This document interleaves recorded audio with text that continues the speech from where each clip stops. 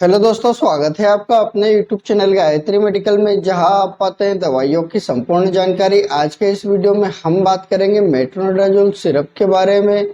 यह सिरप बच्चों के पेट के इन्फेक्शन के अलावा कई अन्य प्रकार के इन्फेक्शन को ठीक करने के लिए यूज की जाती है। जानेंगे इस सिरप के brand name, drug strength, use, dose, side effect और प्रिकॉशंस के बारे में, और साथ ही जानेंगे इस सिरप के बारे में और भी कुछ अन्य महत्वपूर्ण बातें। तो बने रहिए वीडियो के अंत तक, जिससे कि आपको इस सिरप के बारे में पूरी जानकारी मिल सके। तो चलिए वीडियो की शुरुआत करते हैं।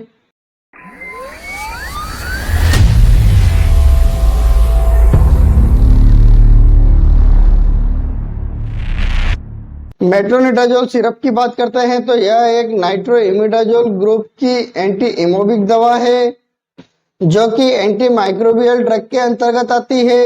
इसी कारण से इसे हम एंटीबायोटिक दवा भी कहते हैं। यह दवा प्रोटोजोआ तथा एनारोबिक बैक्टीरिया के लिए बहुत ही ज्यादा एक्टिव है, लेकिन एरोबिक बैक्टीरिया के लिए बिल्कुल भी काम नहीं करती है। एनारोबिक बैक्टीरिया वो होते हैं जिनकी ग्रोथ के लिए ऑक्सीजन की आवश्यकता होती है, और एरोबिक बैक्टीरिया वो होते हैं जिनकी ग्रोथ के लिए ऑक्सीजन की आवश्यकता नहीं होती है। इसीलिए यह सिर्फ एनारोबिक बैक्टीरिया के इन्फेक्शन को जल्दी ठीक कर देती है। अब बात कर लेते हैं ब्रांड नेम की। मेट्रोनिडाजोल सिरप के ब्रांड नेम की बात करते हैं तो यह आपको मार्केट में बहुत सारे ब्रांड नेम से मिल जाती है, जैसे मेट्रोजिल, फ्लेजिल, मेट्रोवेल, मेट्रोहेल्थ। ये कुछ पॉपुलर ब्रांड नेम है। हो सकता है आपके एरिया में किसी और ब्रांड नेम से मिले तो आप उसे भी यूज कर सकते हैं।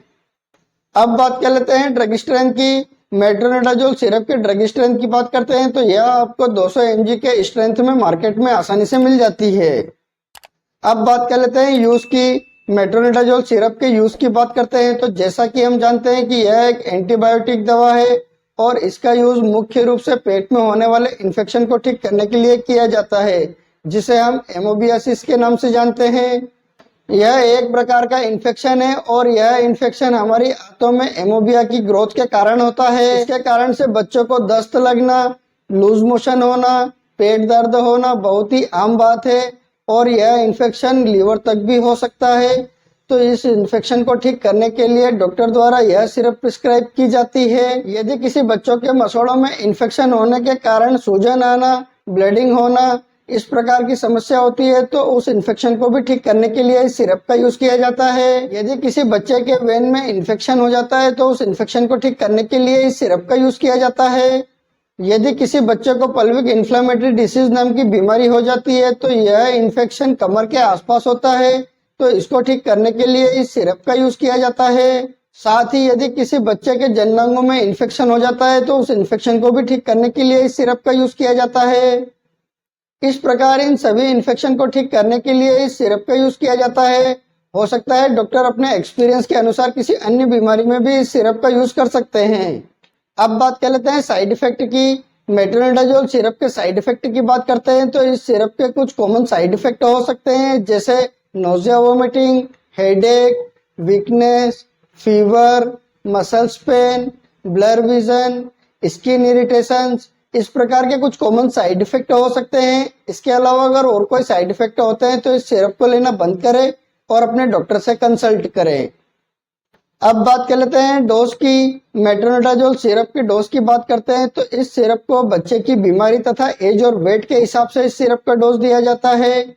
इस सिरप के कॉमन डोज की बात करते हैं तो इस सिरप को 30 mg से लगाकर 35 mg पर kg पर डे के हिसाब से इस सिरप का डोज दिया जाता है। जैसे यदि किसी बच्चे का वजन 8 किलो के आसपास है तो उस बच्चे को 2.5 ml सुबह और 2.5 ml शाम को दिन में 2 बार दिया जाता है। इस सिरप को हमेशा खाना खाने के बाद यूज किया जाता है। और इस सिरप के टाइम ड्यूरेशन की बात करते हैं तो इस सिरप को 5 दिन से लगाकर 7 दिन तक मिनिमम दिया जाता है, और यदि किसी बच्चे का इन्फेक्शन ज्यादा है तो उसे लंबे समय तक भी दिया जा सकता है।